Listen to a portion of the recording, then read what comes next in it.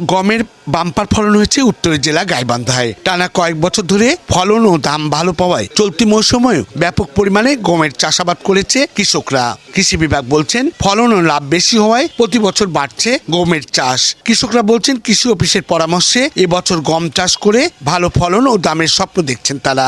কৃষি অফিস থেকে বিশ্বাস দেওয়ার কারণে এবারকার মোটামুটি আমাদের 8-10 বিঘে এক চাপে আমরা গম চাষাবাদ করছি এবং গমের মোটামুটি আমরা মারাই করি নেই, কিন্তু প্রেক্ষাপটে দেখা যাচ্ছে যে গমের দানা খুব ভালো। গম একটা খুব লাভজনক ফসল, এই জন্য এবার করছি, মাশাআল্লাহ খুব ভালো। গাইবান্ধা মাঠ জুড়ে এবার বাম্পার ফলন হয়েছে গমের। কয়েক বছর আগেও লোকসান হওয়ায় গম চাষ থেকে মুখ ফিরিয়ে নিয়েছিলেন গাইবান্ধার কৃষকরা। টানা কয়েক বছর থেকে ফলন ও লাভ বেশি হওয়ায় গাইবান্ধা জেলায় প্রতি বছর বাড়ছে গমের চাষ। পলাশবাড়ির উপসহকারী কৃষি কর্মকর্তা শর্মিলা শারমিন বলেন, এবছর বরিশাল ব্লকে আমাদের কৃষকদেরকে কৃষি অফিসের মাধ্যমে প্রণোদনার আওতায় বীজ এবং সার দেওয়া হয়েছে।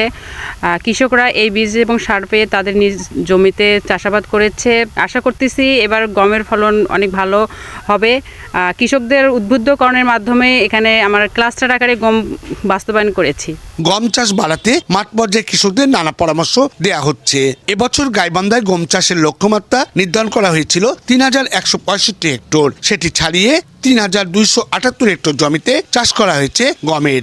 গাইবান্ধার কৃষি সম্প্রসারণ বিভাগের উপপরিচালক আতিকুল ইসলাম জানান, আবহাওয়া অনুকূল থাকলে এবছর গমের বাম্পার ফলন সহ ভালো দাম পাবেন বলে মনে করছেন কৃষক ও কৃষি বিভাগ। আসাদুজ্জামান মামুন, বাংলাদেশ বেতার, গাইবান্ধা।